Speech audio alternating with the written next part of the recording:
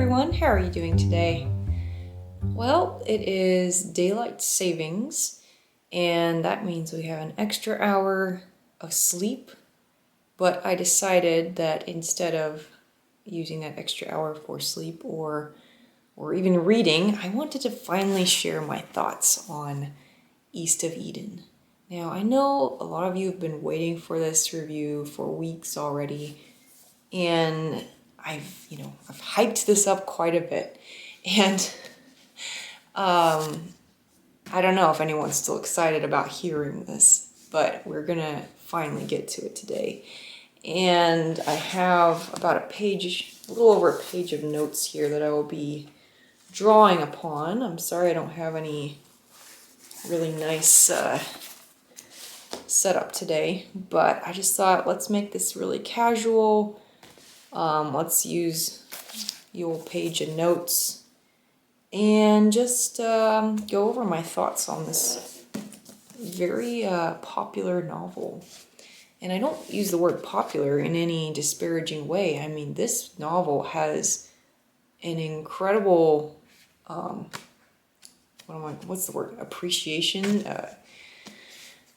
It has quite a name for itself. East of Eden by John Steinbeck. If you look at the reviews on Goodreads or pretty much anywhere else, high praise for East of Eden. Several of my friends in the reading world love this novel. People from different backgrounds, and so I went into the novel with high hopes. And you'll remember one of my previous reviews this year I did The Moon is Down, also by John Steinbeck. Loved that little book. So, I had pretty high hopes for this masterpiece of John Steinbeck's that has been stated, I think even he himself called it a masterpiece. And it is 600 pages. You can see that I've had kind of a not the most even distribution of notes there. A lot more towards the end. So yeah, and other impressions of Steinbeck. So I watched The Grapes of Wrath with Henry Fonda and the 90s adaptation of his novel Of Mice and Men. Really liked both of those. And so between that and all the hype for this book, I mean, I was really excited to read this, and I spent so much time getting this copy that I've shown a few times now, this beautiful orange penguin copy. In fact, the first time I ordered it, it was not in good shape. It was secondhand, so I had to get it a second time. And so, what am I saying here? Well, long story short, I had the highest of high hopes for this novel. So it greatly pains me to say I did not like it. I really did not like East of Eden. Now, I feel like, just based on everything I've heard from other people, that it is in part a personal reading experience. So, for the same reason that so many people loved this novel because it spoke to them on a personal level, I think that because it didn't speak to me on a personal level, it was just lacking for me. So I just want to put that out there, because I've made reviews in the past of books that I didn't like, and people got upset because I was using my YouTube channel to speak negatively about the book. But really, at the end of the day, it's my personal opinion, and so many people love this novel. So if if you are thinking about reading this, by all means give it a try. Don't let my opinion of it deter you. So that's just the disclaimer I wanted to make. And the heat is coming on, so sorry for any background noise that may cause.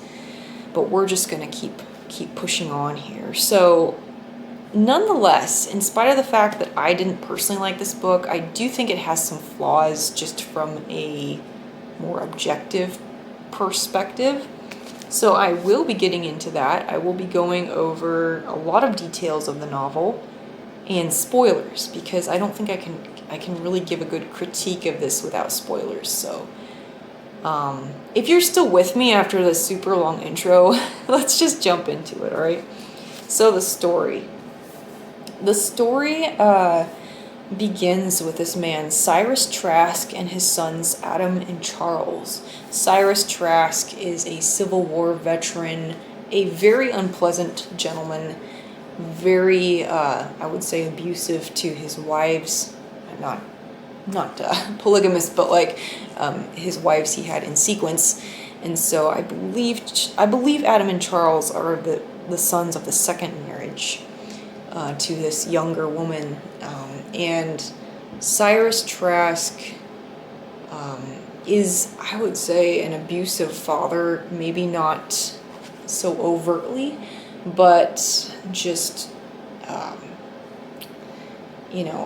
one point, the brothers who are allowed to, have this conflict between them, at one point, one of the brothers almost kills the other brother. I can't remember if they're still children, or I think they might be teenagers or young men at that point.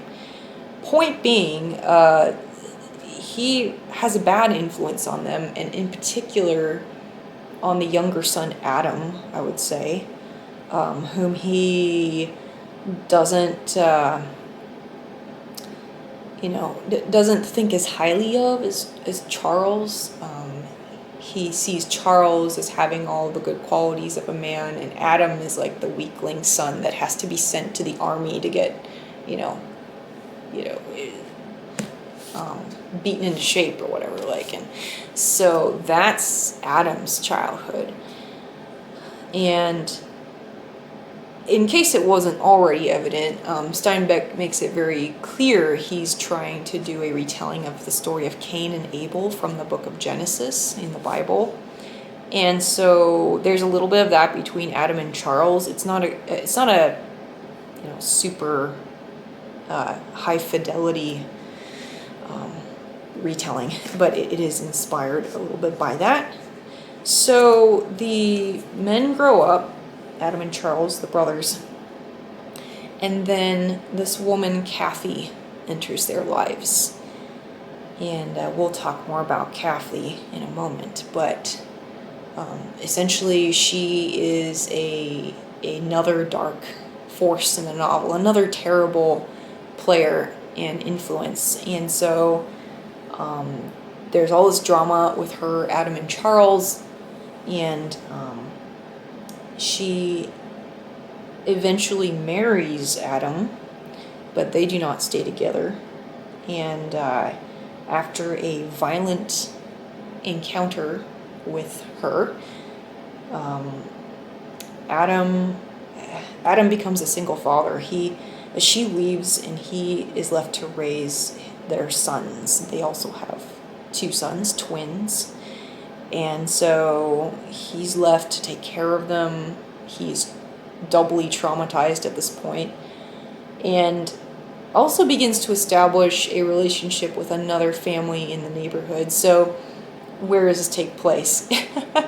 I've gone this far now, over 8 minutes, and haven't even told you where this takes place. Well, the very first sentence of the book, the Salinas Valley is in Northern California. Now, so the Trasks are not from California, but by the time this whole drama with Cathy takes place, Adam has moved to California and becomes acquainted with his Hamilton family who lives nearby. And the patriarch Samuel Hamilton in particular is a good influence, or tries to be a good influence on Adam. And Adam also has a Chinese-American valet or butler, housekeeper, kind of, jack of all trades, basically, who helps Adam, especially after this traumatic experience with his ex-wife. Okay, that was a lot, right? So that's like maybe half the novel. There's a lot more that maybe we'll get to here. So before diving into all my issues with this book, let me point out some good things. The prose flows very nicely. It is a 600-page novel, but it's not difficult to read. There are plenty of descriptions of this valley in California. There are various character descriptions and lots of conversations and dialogue. So I'd say, you know, for most people this would flow by pretty easily, and even if you don't read a lot of classics, this wouldn't be difficult to get into. You know, all you do need to make a little bit of a commitment, but it's not difficult to read. It's very, you know, very easy to read, I'd say. I also liked how this book was a snapshot of an era in a couple of different ways and showing change over a period of time. So like I said, the father of Adam, so Cyrus Trask, he had been in the Civil War. By the time we get to the end of this novel, we're in World War I. So you get to see that shift happen. There is also this geographical shift from the East Coast, where the Trasks originated, to the West Coast, where Adam and family end up. So, and with that, this sense, I think, of, you know, the center of economic power changing, because, you know, in the time of the Civil War, so, you know, you've got all that happening largely in the East. And by the time that World War I comes around, and really both the wars, there's this greater presence building up on the West Coast. They mention, of course, the building of the railroads and how that relates to the character of Lee, the Chinese housekeeper. And just, you know, of course, the crops that are grown in California. So all of this economic development in California, and there's more than I can mention, but that shift is interesting. I mentioned Lee a couple of times now. He is the MVP of this novel, as my reading buddy put it, and because I was reading this with Blaj, who I'm reading The World with as well, and we both thought Lee just saved the novel in so many ways. I might get back to that again later, but I thought it was cool that one of the main protagonists and heroes of the novel is this Chinese American.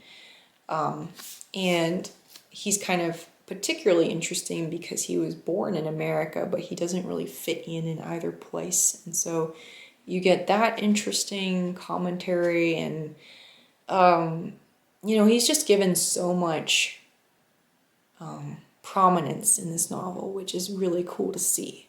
Probably, I mean, as far as I know, one of the first examples of such an Asian American character in literature. So that was very impressive and unexpected. The other thing, of course, that you get a lot in this is this theme of generational trauma. And I think it's done reasonably well. I think it could have been done a little bit better, but it's there. Steinbeck was obviously making references to it here, so, you know, that's commendable as well. So that's, you know, a lot of things that I did like about the novel.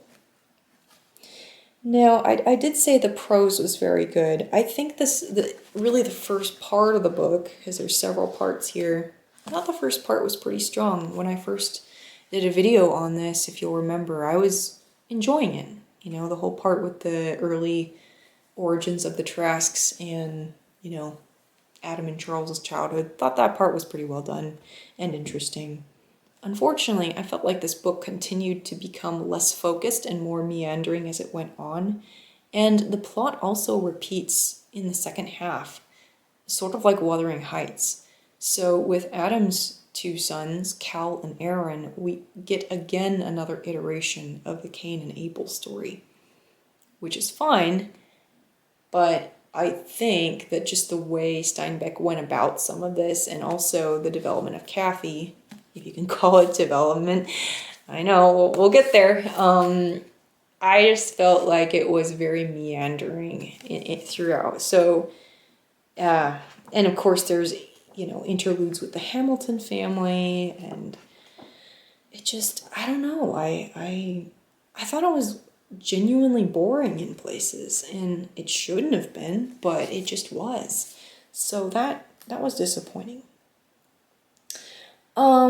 The dialogue in this book. I didn't like the dialogue that much, if I'm being perfectly honest. There were pieces of exposition that were rather contrived, I would say, just in the way that Steinbeck reveals his biblical parallels and commentary. It wasn't done in a particularly subtle way. Like the characters would literally, I guess, basically just say what Steinbeck was trying to get at here. And I think they even read that passage from Genesis. Now, there's nothing wrong with that. It's just a lot of tell and not show. And I just didn't find it that compellingly told. Like, I think it could have been done a bit better. And the other thing that really bothered me, well, I should also say that I found this book rather preachy. And mind you, I am, a practicing, I consider myself a devout Christian, but I found this book pretty preachy and not in a way that I thought was enjoyable. Like, it just wasn't to my liking. But on this critique of the storytelling and the writing, much of this book is just reactive to the villain. And the villain here being mainly Cathy.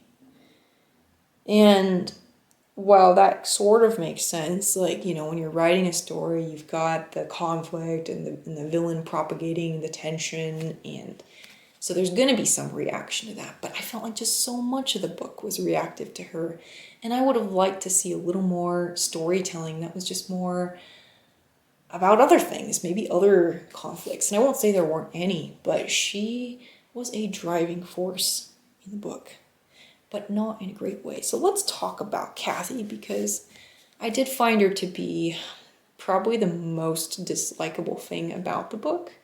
I don't mean that because she's a villain, because you're going to have a villain in a book, but just the way she was written bothered me so much. Cathy, we're given glimpses of her background and childhood, glimpses. And I should mention, too, the narrator of this novel. I'm not going to spoil it for you. I'm not going to, I don't know. Why am I saying that? I'm already giving away plot spoilers. I'll just tell you. The narrator of the book is John Steinbeck himself, inserted as a character, because in this book, the Hamiltons are part of his family. So he's got, actual relatives painted in a kind of legendary way in this book, and then he's inserted as the narrator, which makes sense because he wrote the book. Where am I going with this? So the whole idea, though, is that he's kind of relating family stories in this quasi-legendary way because he doesn't know all the details, so he's filling them in, okay? So it's not framed as an eyewitness account. It's more like, these are some stories from my family. I'm going to flesh them out with all these conversations and details and stuff. So just for context. But actually, I think that makes the portrayal of Cathy even worse. So she is, well, her origins are a little bit mysterious, but we are told about scenes from her childhood, and she was depraved. I mean, evil from childhood is what we're supposed to believe. Sexualized from childhood. Till her, just from start to beginning, this character is highly sexualized by Steinbeck. He really goes into that. Now, you might say, well, she's supposed to be symbolic of the devil. If she is, she's the only character in this book that is symbolic to such a degree. We have various heroes and villains in shades of gray. She's the only one that's not shades. She is bad. Bad. And I was as I was reading this, I'm truly turned off by her character and repulsed. I have read things that are more graphic, I guess. I have read some novels that are more graphically depraved than this, I'm sorry to say. But I found her character portrayal and the way she was written, and I think the way Steinbeck relates to her character, so distasteful. It was one of the most repelling and repulsive things I have read. And there was a point, not really far into the book, that I just wanted to stop reading it. I just hated it that much. And I was trying to, understand this, because this was not what I was expecting. I'd never even heard that there was such a nasty character in this book. Or at least I'd never heard anyone talk about it. And to be fair, I hadn't read a lot of reviews. I had just heard people's reactions to this book, which were positive. So I was looking into this, and I went on the Oprah Book Club link for this, because she did a book club on this years ago. And there is a Steinbeck scholar, I want to say her name is Susan Schillingslaw. I'll link to her article in the description, but she says that the character of Cathy was based on John Steinbeck's ex-wife, and he wrote this after their very troubled divorce. And that kind of illuminated everything, because suddenly her character being painted to be so nasty, and him sexualizing her so much, and just all this bitterness and anger and hatred that you can feel in the way the character's written, and what he chooses to linger on her actions, and even to the point of showing us her horrific childhood, or not her horrific childhood, but her being horrific in childhood. All that kind of made sense, because, if he's angry at someone, he's putting his anger into this book. And I just thought, okay, if this is true, if this Steinbeck scholar says that this is true, it definitely explains some things. And I would say that it even goes so far as to, I think that is the biggest weakness of this book. I think that Steinbeck, if it's true that he based so much of this on his feelings after his divorce and everything, I think he inserted himself way too much and should have stepped back a bit. If she had been only 2/3 as nasty as she is, that would have been enough. So that was interesting to learn. I just also want to compare how Cathy is painted in this book to another character, which is, what's her name? Isabella from The Razor's Edge. I have the copy in my other room, but The Razor's Edge by W. Somerset Maugham, which is a book that I really, really liked, also has a pretty nasty female character, but she doesn't start that way. She just starts out as very selfish, and then you start to see her wickedness kind of build up through the book. And I really preferred that kind of writing, because it made sense, and it showed the progression, and it just was a lot more thoughtful and had some shades of the gray in there. And I think that is one of the big weaknesses of the book, that he didn't do that with this Cathy character. All right, so I won't rant about Cathy any farther. I have 2 more things I want to talk about.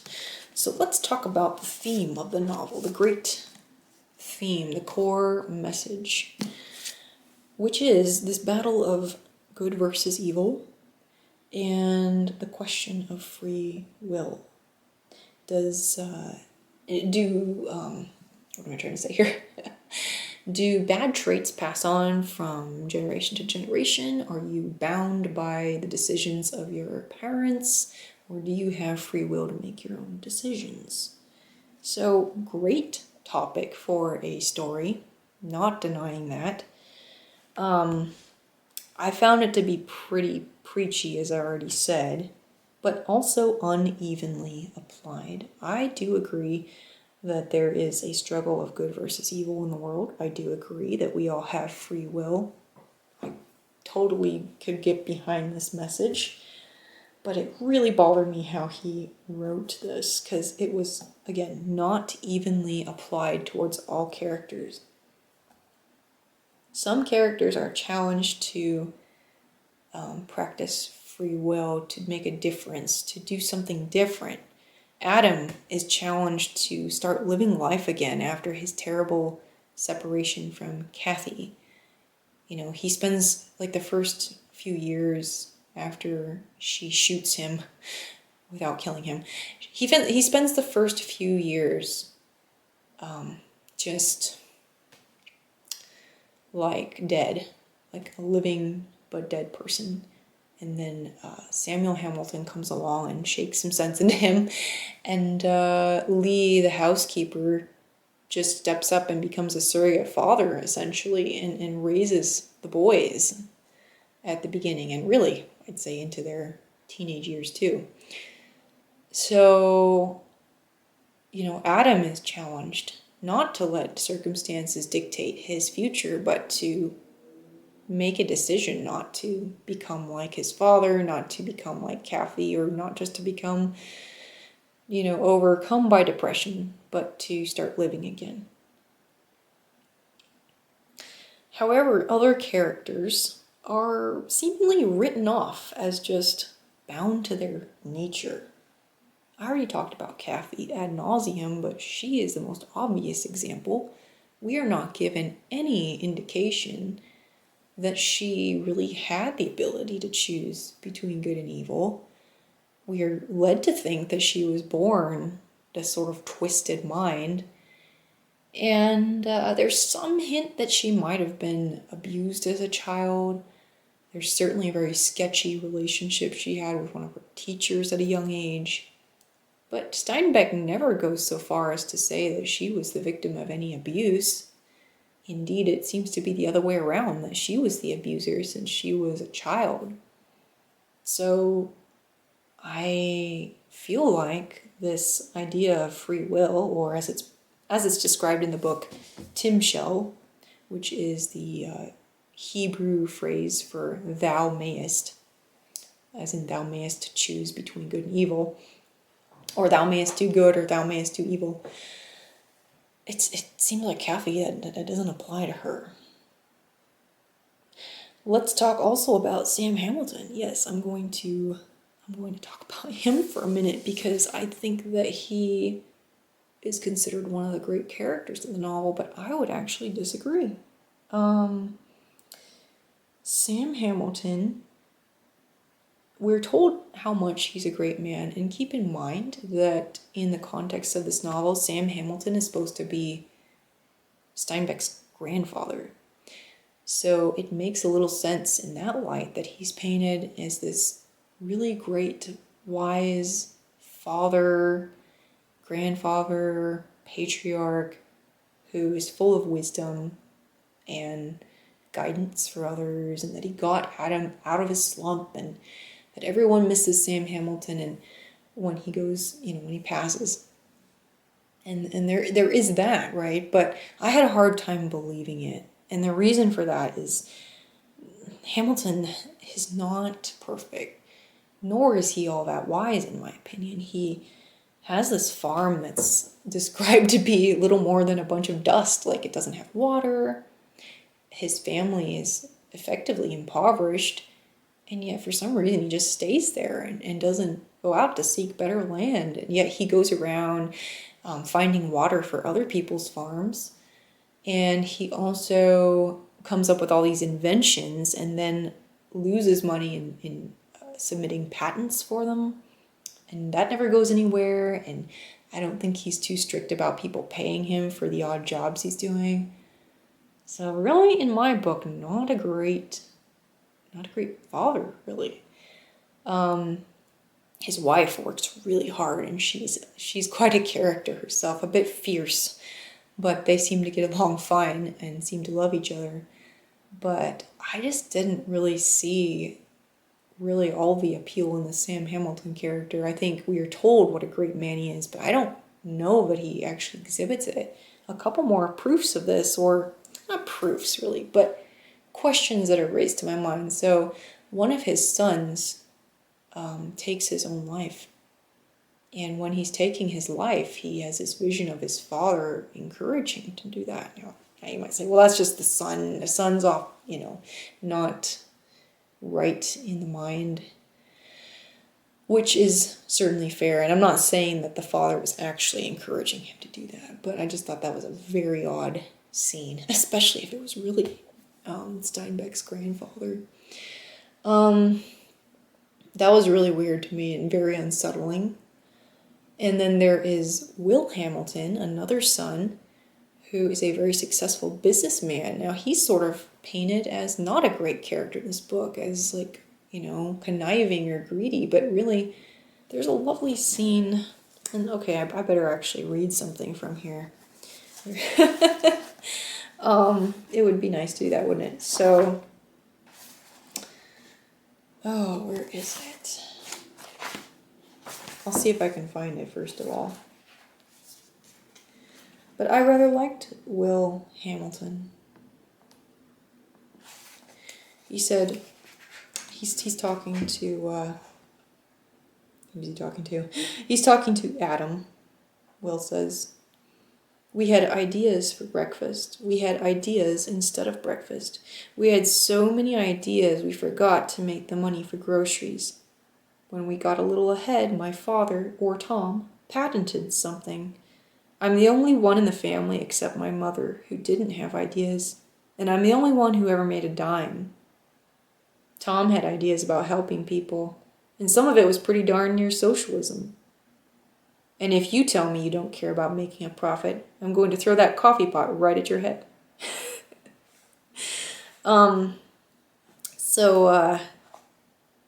I don't know. There's just only a few scenes with Will Hamilton, but I thought his perspective was really valid, and I just think there was more to his character, and I wanted to see more of his character because I thought he had some interesting points to make, and I think he shows a different side of the Hamilton family that is not as glamorous, but maybe more down to earth. It's just a thought. All right. So hopefully you're still watching. Hopefully my complaints about Samuel Hamilton haven't completely turned people away. I have one last set of points here I want to go over, and that's the ending of the novel. So I mentioned that in the second or last part of the book, this Cain and Abel story starts over with Adam's sons Cal and Aron. And there's also this woman, this young lady named Abra, that they're both in love with. So that kind of adds another twist to the story. And so Aron being like the Abel figure, right? He's the more beautiful of the two sons, looks a lot like their mother, Cathy, and grows up kind of dominated by the personality, or rather wits, of his older brother. Actually, they're twins, what am I saying? Of the other brother, Cal. So Aron becomes really interested in religion and really seemed to be a very promising character, but then Steinbeck kind of writes him off as this sort of self-absorbed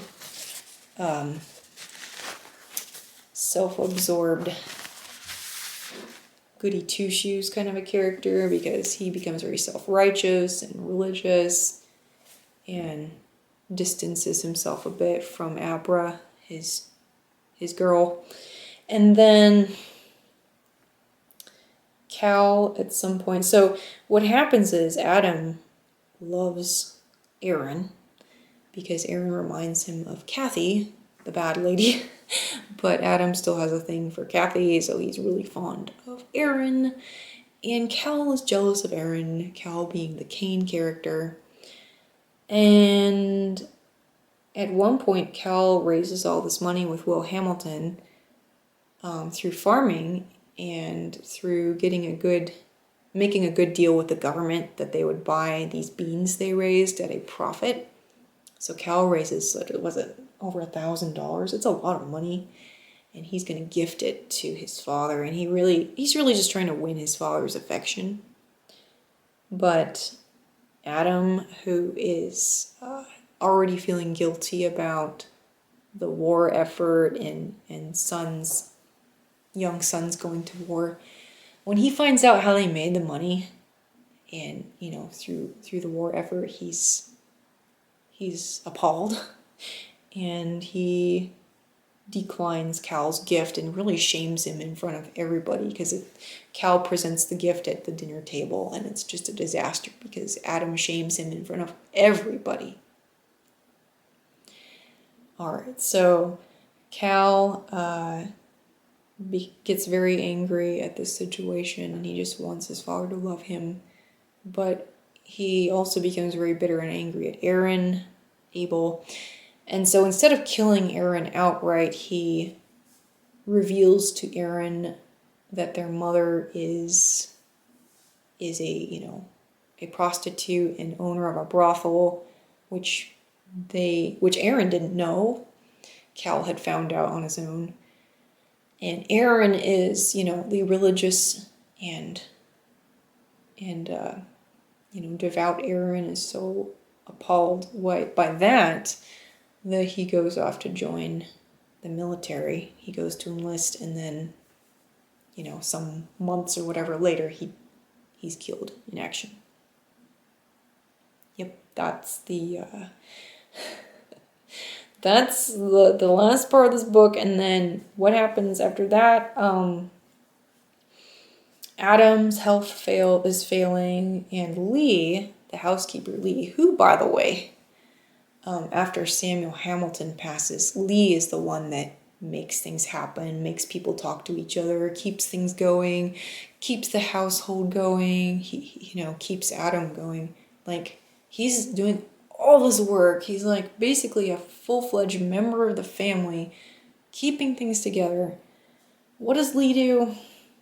Lee gets Adam on his deathbed to forgive Cal. Basically just lectures him into it. I mean, I'm not even kidding. Like, he just, at the very last minute, Lee implores Adam to forgive Cal, and Adam forgives Cal and Abra, who have rekindled their, or newly kindled their romance, get together. And that's the end of the novel. Right. So, I don't know about you, but I feel like Steinbeck did Aron pretty dirty in this book by sort of making him this self-righteous character towards the end, and then he dies, and then Cal gets the girl. Like, that was not pleasant to read, but what really bothered me was something that I actually neglected to mention until just now, which is when Adam rejects Cal's gift of money, the one that he earned on the beans, Lee tells Cal, you know what? It's in your father's nature. He couldn't help it. He couldn't help lashing out at you at dinner. He couldn't help his reaction. But you can help your reaction to his reaction. So, see what I'm saying here about the double standard of the Timshel motif? Lee should have gone to Adam and told him, hey, that was a horrible way you treated your son. You shouldn't have done that. You should have chosen to show him grace and at least, not hurt him so much. But no. Lee says, and this is Lee's really worst moment of the book, Lee tells Cal that Adam couldn't help it. You should change your ways, Cal. You should, just, you need to make the right choice now. Forget what your dad did. And if that isn't a double standard, I don't know what is. And that just really bothered me so very much. So, between that and the ending and just all the other things I mentioned, I mean, I didn't even talk about Cathy's demise, which also bothered me because it really, I won't even go into that. That's a whole nother story. and I'm getting kind of tired. But all that to say that I had so many problems with this book, and I've probably just, I mean, I could come up with more if you wanted, but I think that's enough. I am really sorry if you've been watching my channel and you love this book and you were really hoping I would give this a high rating and review. I'm sorry. This is nothing. This is, if nothing else, this channel is committed to my honest opinions and critiques. And so no matter what the book is, I don't care if it's East of Eden, I don't care if it's the Divine Comedy or, you know, Pride and Prejudice or whatever book I might have had some issue with in the past. Yeah, I'm not gonna get into that right now. I'm just gonna tell you how it is. And I'm not going to recommend this book. I am not going to recommend this book. But if you want to read it, if it still sounds interesting to you, go for it. However, I didn't really make this video for those people, if I'm being honest. I really just made this video for those who may be reading it now and wondering if they should continue, for people who have read it and didn't like it and were just looking for someone who understood that, or, you know, people that love the novel but want to hear a different perspective. So, yeah. That's my thoughts on East of Eden. And I will call it quits here, but thank you for watching. If you made it through this, thank you. Thank you for your patience.